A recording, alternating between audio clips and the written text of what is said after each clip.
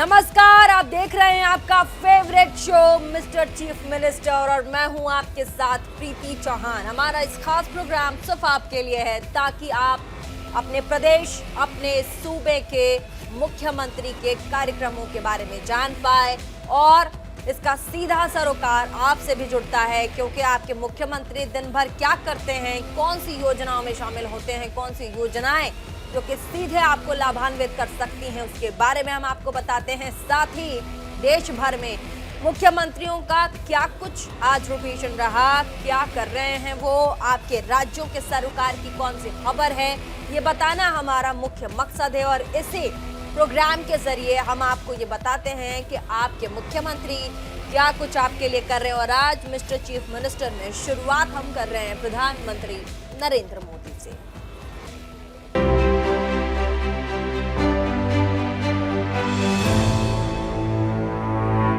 दिल्ली में प्रधानमंत्री नरेंद्र मोदी ने सरकारी विभागों और संगठनों में तकरीबन 71,000 के करीब युवाओं को नियुक्ति पत्र भेजा है। साथ ही प्रधानमंत्री मोदी वीडियो कॉन्फ्रेंसिंग के जरिए ये नियुक्ति पत्र बांटे। इस मौके पर प्रधानमंत्री मोदी ने कहा कि ये इस साल का पहला रोजगार मेला है। साल की शुरुआत उज्जवल भविष्य की नई उम्मीदों के साथ हुई। मैं सभी युवाओं और उनके परिवारों को बधाई देता हूँ। प्रधानमंत्री ने आगे कहा, उन्होंने कहा कि केंद्र सरकार, एनडीए, बीजेपी शासित राज्यों में भी लगातार रोजगार मेले का आयोजन किया जा रहा है। लगातार हो रहे ये रोजगार मेले अब हमारी सरकार की पहचान बन गई है, जो दिखाता है कि किस तरह हमारी सरकार जो कि संकल्प लेती है उसे सिद्ध करके दिखाती है।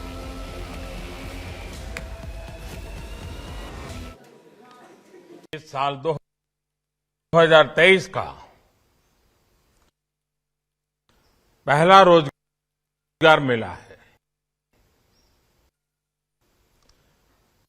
2023 की शुरुआत उज्जवल भविष्य की नई उम्मीदों के साथ हुई है। ये उन 71,000 परिवारों के लिए खुशियों की नई सौगात लेकर आया है जिनके सदस्य को सरकारी सेवा करने का अवसर मिला है। मैं सभी युवाओं और उनके परिवारों को बहुत बहुत बधाई देता हूं। आज का ये आयोजन सिर्फ सफल उम्मीदवारों में ही नहीं बल्कि करोड़ों परिवारों में आशा की नई किरण का संचार करेगा। आने वाले दिनों में लाखों और परिवारों को सरकारी नौकरी में नियुक्ति मिलने वाली है।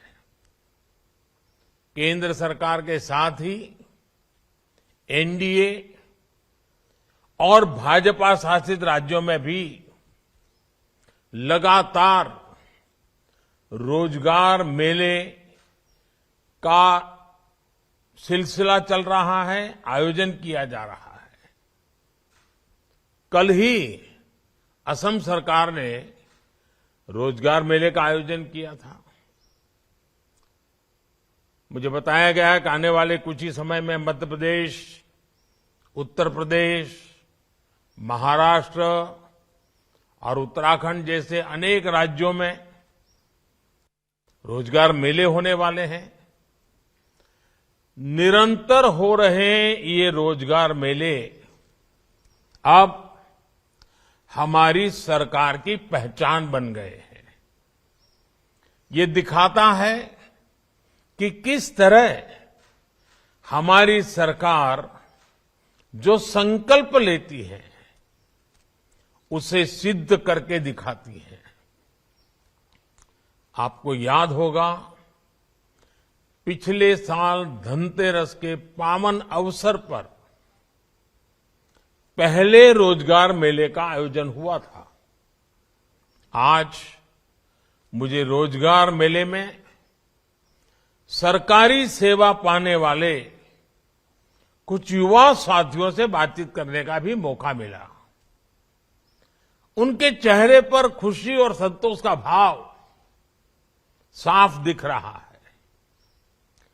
उनमें से ज्यादातर बहुत ही सामान्य परिवार के सदस्य हैं और उनमें कई ऐसे युवा हैं जो पूरे परिवार में पिछली 5 पीढ़ी में सरकारी सेवा, सरकारी नौकरी पाने वाले परिवार के पहले सदस्य हैं। और अब बात कर लेते हैं सबसे बड़े राज्य यानी कि उत्तर प्रदेश की, जहां पर दूसरी बार बीजेपी अध्यक्ष बनने के बाद जेपी नड्डा वाराणसी दौरे पर पहुंचे। दौरे के दूसरे दिन जेपी नड्डा मुख्यमंत्री योगी के साथ गाजीपुर में पहुंचे। यहां पर सीएम योगी ने गाजीपुर के मंच से विपक्ष पर कई हमले किए। मुख्यमंत्री ने कहा कि डबल इंजन की सरकार ने अपराध को खत्म करने का काम किया है। अपराधियों पर कैसे लगाम लगाई गई, इसका जीता जागता उदाहरण गाजीपुर है। तो वहीं दूसरी तरफ जेपी नड्डा ने कहा कि भारत की फौज दुनिया की ताकतवर फौजों में मानी जाती है, जो सिर्फ व्यवस्थाओं में ही नहीं बल्कि ताकत में भी शामिल है।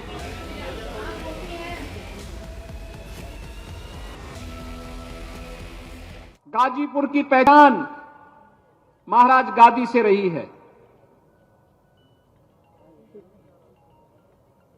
रामायण में इस बात का उल्लेख भी है। जब संत तुलसीदास जी अपने रामचरितमानस में इस बात का उल्लेख करते हैं, राक्षसों के आतंक से मुक्त करने का माध्यम क्या है, उस समय एक पंक्ति हम सबके मुंह में बरबस आ पाती है कि गादि तनय मन चिंता व्यापी, हरि बिनु मरहि न निशिचर पापी।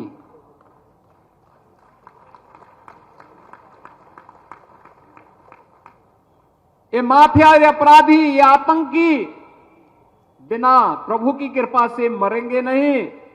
और यह बात अगर किसी एक ऋषि के मन में सबसे पहले आई थी तो इसी धरा से थे, इसी धरा से उनका संबंध था महर्षि विश्वामित्र का। विश्वामित्र से जुड़ी भी इस पावन धरा, और इसीलिए तो आदरणीय प्रधानमंत्री जी के अनुकंपा से, और जब राष्ट्रीय अध्यक्ष जी केंद्रीय स्वास्थ्य मंत्री थे, तब जो मेडिकल कॉलेज इस धरती को मिला था, उस मेडिकल कॉलेज का नामकरण भी हम लोगों ने महर्षि विश्वामित्र के नाम पर ही रखा।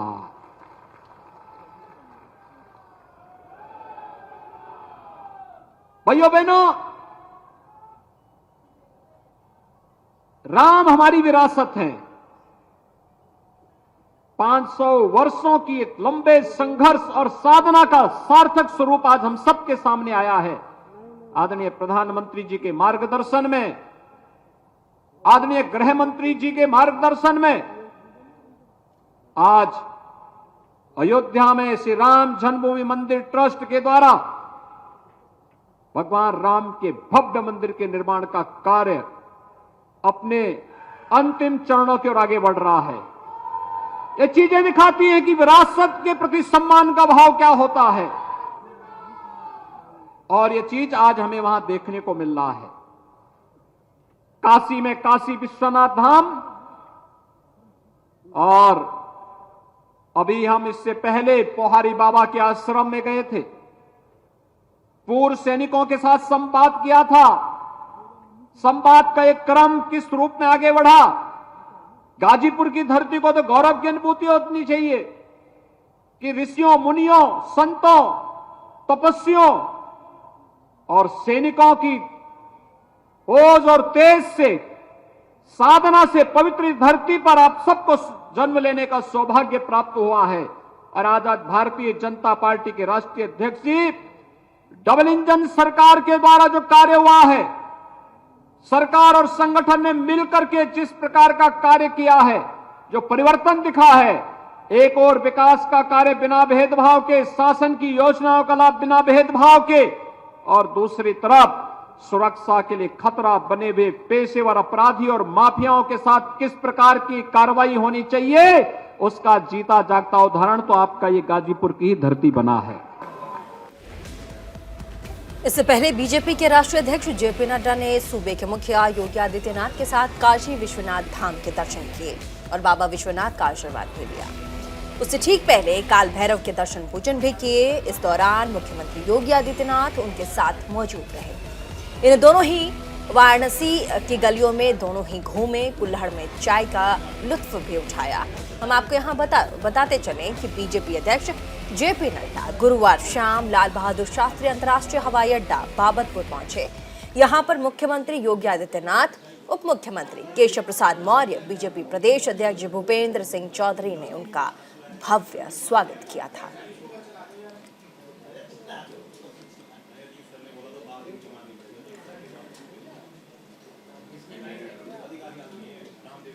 तो वाराणसी की गलियों में कैसे कुल्हड़ में सर्दियों के मौसम में चाय का लुत्फ उठाते आपको देखिए बीजेपी के राष्ट्रीय अध्यक्ष जेपी नड्डा और साथ ही उत्तर प्रदेश के मुख्यमंत्री योगी आदित्यनाथ। हालांकि तस्वीरें बहुत कम नजर आती हैं, आज नजर आ गई।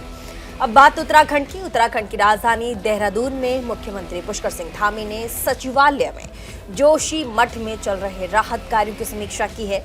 इस समीक्षा के बाद मुख्यमंत्री धामी ने कहा कि जोशी मठ में भू धंसाव के कारणों को लेकर के सभी तकनीकी संस्थान वैज्ञानिकों की रिपोर्ट आते ही आगे की योजना पर तेजी से कार्य किया जाएगा। मुख्यमंत्री धामी ने कहा कि विस्थापन के लिए वहां के लोगों से मिलकर सुझाव हम लेंगे। जिलाधिकारी चमोली स्थानीय लोगों से सुझाव लेकर के प्रशासन को रिपोर्ट जल्द से जल्द भेजा जाएगा। साथ ही ये भी कहा कि प्रभावित क्षेत्रों से जिन लोगों को विस्थापित किया जाएगा उनको सरकार की ओर से बेहतर व्यवस्थाएं भी मुहैया करवाई जाएंगी। जो अभी 8 संस्थान वहाँ पर काम कर रहे हैं उनकी रिपोर्ट आएगी और उस रिपोर्ट को कंपाइल करेंगे। एनडीएमए की टीम पूरा उसको देखेगी। उसके बाद जो नई जगह जिसका हम लोग कर रहे हैं, एक तो नई जगह के बारे में है कि नई जगह का ठीक प्रकार से हम लोगों को उसकी जानकारी प्राप्त हो जाएगी।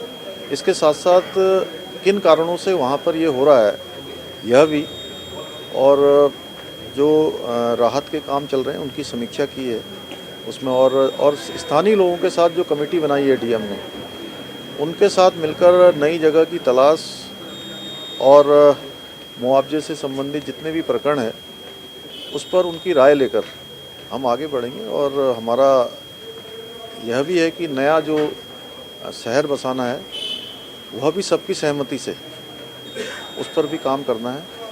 इन्हीं सब पर आज चर्चा हुई है। अब बात बिहार की कर लेते हैं। मुख्यमंत्री नीतीश कुमार सरकार के विवाद जिनको सुप्रीम कोर्ट ने बड़ी राहत दी है। सुप्रीम कोर्ट ने बिहार में जाति आधारित जनगणना कराने के बिहार सरकार के फैसले को चुनौती देने वाली याचिकाओं पर विचार करने से इनकार कर दिया। सुप्रीम कोर्ट ने याचिकाकर्ताओं को हाई कोर्ट का दरवाजा खटखटाने को कहा है, जिसके बाद मुख्यमंत्री नीतीश कुमार ने कहा कि सुप्रीम कोर्ट ने हमारे पक्ष में फैसला दिया है, ये सबके हित में है। तो वहीं प्रधानमंत्री नरेंद्र मोदी ने तकरीबन 71,000 युवाओं को नियुक्ति पत्र सौंपने पर भी कहा कि जब मैं रेल मंत्री था तो हम लोगों को ढेर सारी नौकरियां दिया करते थे। संसद में जब रेल बजट पेश किया गया था तब तमाम अखबारों में चर्चा भी हुई थी। मैं चाहता हूं कि सदन में अलग से रेल बजट पेश किया जाए। लीजिए, अब सुप्रीम कोर्ट ने इस पक्ष में फैसला दिया। बहुत लोग समझ रहे थे नहीं करेंगे, अरे तो सबके हित में है। अभी जाति आधारित गणना हम पहले न बता दिए हैं। जनगणना तो केंद्र सरकार का काम है, हम लोग तो राज्य में कर रहे हैं। तो राज्य में कर रहे हैं तो एक एक चीज की जानकारी, और आपको पहले से भी बताया कि हम लोग जानना चाहते हैं सबकी आर्थिक स्थिति को देखें। तो एक एक चीज की जानकारी होगी तो विकास के काम को आगे बढ़ाने में सुविधा होगी ना। कैसे को देखें तो एक एक चीज की जानकारी होगी तो विकास के काम को आगे बढ़ाने में सुविधा होगी ना। कैसे लोगों को मदद करें, कैसे उनको आगे बढ़ाएं, इस मकसद से किया जा रहा है। तो इसीलिए तो देख लीजिए पक्ष में फैसला हो गया। अब बीच में लग रहा था कि सारे पार्टी की सहमति से भला बताइए किया गया है, और उसके बाद कुछ लोग अपना कर लिए। जरा साहब जब हम रेल मंत्री थे श्रद्धेय अटल जी की सरकार में है, तो जरा उस समय का पता कर न लीजिए कि रेलवे में कैसे हम लोग कितना लोगों को नौकरी दिलवाए थे। और रेलवे में तो मिलना ही चाहिए सर। सबसे बड़ी बात है, वो बात और हम कहेंगे कि रेल का जो बजट था हाउस में जब उसकी चर्चा होती थी, आपको मालूम है रात भर चलता था हाउस में। हम जब उसका जितने दिन हम रहे, रात भर जब आता था बजट, और इतनी खुशी होती थी। और उस समय का समूचा अखबार को देख लीजिए कितनी चर्चा होती थी। एक एक चीज के बारे में सब लोगों का रुख था। तो इसका जो निर्माण था, तो इसके लिए तो बताइए, रेलवे के लिए तो बहुत बड़ी चीज है ना। फिर से अलग तो हम बजट तो हो। कहेंगे कि फिर रेलवे का तो करवाइए ना, फिर बजट काहे के लिए अलग किए हुए। रेलवे का तो बड़ा इंपॉर्टेंस है, एक एक आदमी को आने जाने का रास्ता पहले से ही है। अब कितना ज्यादा विकसित किया गया, हम लोगों ने किया। श्रद्धेय अटल जी की सरकार में हमको दोबारा बनाए, हमने कहा, वो स्वीकार की, और एक एक चीज को उसके बाद जो विकसित किया गया। अब इसके बाद आगे तो और बढ़ाना ही, आबादी भी बढ़ गई, और ज्यादा बन जाए, खूब अच्छा हो जाए, एक एक चीज हो जाए, वो अच्छी चीज है, और बहाली तो होनी ही चाहिए। तो सूबे के मुख्यमंत्री नीतीश बाबू का आपने सुना। वहीं दूसरी तरफ बिहार के उप मुख्यमंत्री यानी कि डिप्टी सीएम तेजस्वी यादव ने जातीय जनगणना पर दिए गए अपने सुप्रीम कोर्ट के फैसले का स्वागत किया है। इसे बिहार सरकार की बड़ी जीत मानी जा रही है। और साथ ही इसके साथ ही बिहार के डिप्टी सीएम ने प्रधानमंत्री मोदी के रोजगार मेले के तहत युवाओं को नियुक्ति पत्र बांटने पर उन्हें घेरा और कहा कि प्रधानमंत्री देश में सिर्फ दिखावटी नौटंकी कर रहे हैं। हम बिहार में लाखों नौकरियां देते हैं और ये सिर्फ हजारों नौकरी ही दे रहे हैं। केवल पब्लिसिटी के लिए है, ना कि पब्लिक की चिंता के लिए है। और सुप्रीम कोर्ट ने ये भी कहा है कि जब तक सर्वे नहीं होगा तब तक पता कैसे चलेगा कि भाई किसको कितना आरक्षण देना है और कौन गरीब है। और ये तो हम लोगों की जीत है, ये बिहार सरकार की जीत है। और हम यही कहना चाहते हैं कि इस ऑर्डर का हम लोग वेलकम करते हैं। और साथ ही साथ जो हम लोगों की लड़ाई रही है, हम लोगों ने पहले भी, हम लोग जिस विचारधारा के साथ आगे बढ़े हैं, लगातार मांग करते रहे हैं कि कास्ट को लेकर के जो सेंसस जो होना है या सर्वे राज्य सरकार ने कराया है, शुरू से ही राष्ट्रीय अध्यक्ष जी की मांग रही है। और ये भी लोगों ने कई बार कहा है हम लोगों ने कि भाई जिसकी जितनी संख्या होगी उसी हिसाब से आरक्षण जो है वो देने में सहूलियत होगी। तो अगर आप देखिएगा जो ऑर्डर आया है, इसमें स्पष्ट रूप से सुप्रीम कोर्ट ने ये कहा है। और जब तक साइंटिफिक डेटा नहीं होगा तब तक कैसे पता चलेगा कि कौन गरीब है, और गरीब में भी कौन किस जात का है, कौन ठेला धोता है, कौन जो है मजदूरी करता है, कौन भूमिहीन है, कौन नाला साफ करता है, ये कैसे पता चलेगा। तो जो बात हम लोग लगातार कहते आए हैं कि you should have a scientific data, then only you can plan your budget and only you can decide reservation की कौन पिछड़ा है या कौन गरीब है और उनकी क्या संख्या है, तभी तो आप उस हिसाब से आरक्षण आप दीजिएगा और कितनी संख्या में दीजिएगा।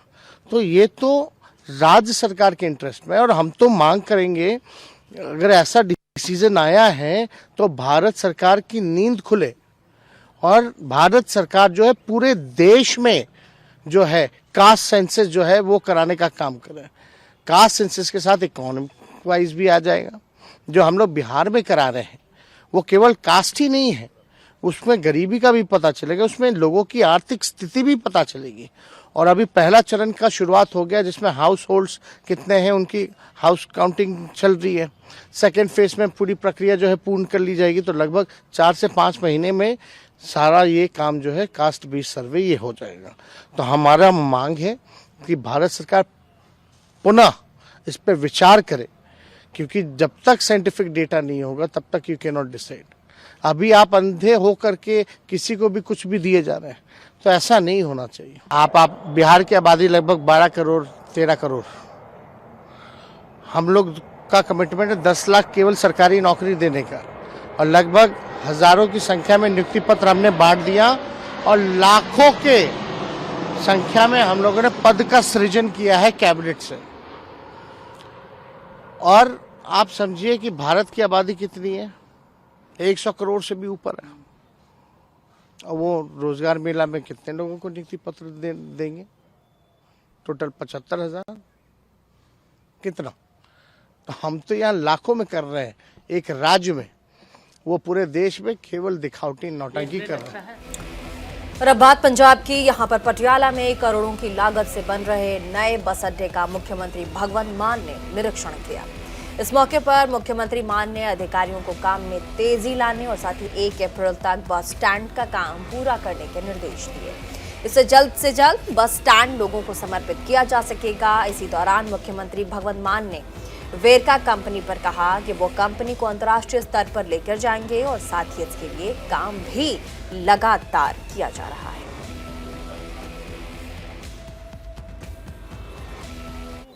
ਆਪਾਂ ਇੰਡੀਆ ਦੀ ਸਭ ਤੋਂ ਵੱਡੀ ਸੰਸਥਾ ਬਣਾਉਣ ਜਾ ਰਹੇ ਹਾਂ। ਵੇਰਕਾ ਵਾਸਤੇ ਬਹੁਤ ਵੱਡੇ ਲੋਕ ਹਾਇਰ ਕਰ ਰਹੇ ਹਾਂ, ਕਿਉਂਕਿ ਕੋਈ ਹੋਰ ਕੰਪਨੀ ਕਿਸੇ ਹੋਰ ਰਾਜ ਤੋਂ ਆ ਕੇ ਆਪਣੇ ਦੁੱਧ ਨਾਲ ਨੰਬਰ 1 ਬਣੀ ਬੈਠੀ, ਆਪਾਂ ਆਪਣੇ ਦੁੱਧ ਨਾਲ ਕਿਉਂ ਨਹੀਂ ਬਣ ਸਕਦੇ। ਵੇਰਕਾ ਨੂੰ ਨਾਟ ਓਨਲੀ ਇੰਡੀਆ, ਇੰਟਰਨੈਸ਼ਨਲ ਤੌਰ ਤੇ ਸਾਡੀ ਗੱਲਬਾਤ ਚੱਲ ਰਹੀ ਹੈ। ਵੇਰਕਾ ਦਾ ਪਨੀਰ, ਵੇਰਕਾ ਦੀ ਖੀਰ, ਵੇਰਕਾ ਦਾ ਦੁੱਧ, ਵੇਰਕਾ ਦੀ ਪੰਜੀਰੀ, ਵੇਰਕਾ ਦੀਆਂ ਪਿੰਨੀਆਂ ਤੇ ਮਾਰਕਫੈਟ ਦਾ ਜਿਹੜਾ ਸਮਾਨ ਹੈ ਉਹ ਇੱਥੇ ਨਹੀਂ, ਆਸਟ੍ਰੇਲੀਆ ਤੋਂ ਲੈ ਕੇ ਕੈਨੇਡਾ ਤੱਕ ਸਟੋਰਾਂ 'ਚ ਮਿਲਿਆ ਕਰੂਗਾ। ਇੱਕ ਹੋਰ ਗੱਲ ਸੁਣ ਕੇ ਉਹਦੇ ਵਾਸਤੇ ਸਾਨੂੰ ਤੁਸੀਂ ਕਿਹਾ ਸੀ ਵੀ ਮੁੰਡੇ ਜਦੋਂ ਵੇਰਕਾ ਵਧਾ ਲਿਆ ਉਹਦੇ ਵਾਸਤੇ ਸਾਨੂੰ ਸਟਾਫ ਚਾਹੀਦਾ ਹੋਊਗਾ। ਜਦੋਂ ਸਕੂਲ ਵੱਡੇ ਕਰ ਲਏ ਉਹਦੇ ਵਾਸਤੇ ਸਾਨੂੰ ਸਟਾਫ ਚਾਹੀਦਾ ਹੋਊਗਾ। ਜਦੋਂ ਹਸਪਤਾਲ ਵਧੀਆ ਕਰਤੇ ਉਹਦੇ ਵਾਸਤੇ ਸਾਨੂੰ ਸਟਾਫ ਚਾਹੀਦਾ ਹੋਊਗਾ। ਸਟਾਫ ਤੁਹਾਡੇ ਚੋਂ ਲੈਣਾ ਹੈ। मेरी पंजाबी तो इतनी अच्छी नहीं, लेकिन उम्मीद करती हूँ कि जो भी हमारे पंजाबी व्यूअर्स हैं उनको अपने मुख्यमंत्री जो कि भगवंत मान है पंजाब के, उन्होंने क्या कहा उन्हें समझ में आ गया होगा। फिलहाल के लिए मिस्टर चीफ मिनिस्टर में बस इतना है। इसी के साथ देश और दुनिया की बड़ी खबरों के लिए और साथ ही पल पल की अपडेट्स के लिए देखना न भूलें न्यूज़ इंडिया 24/7।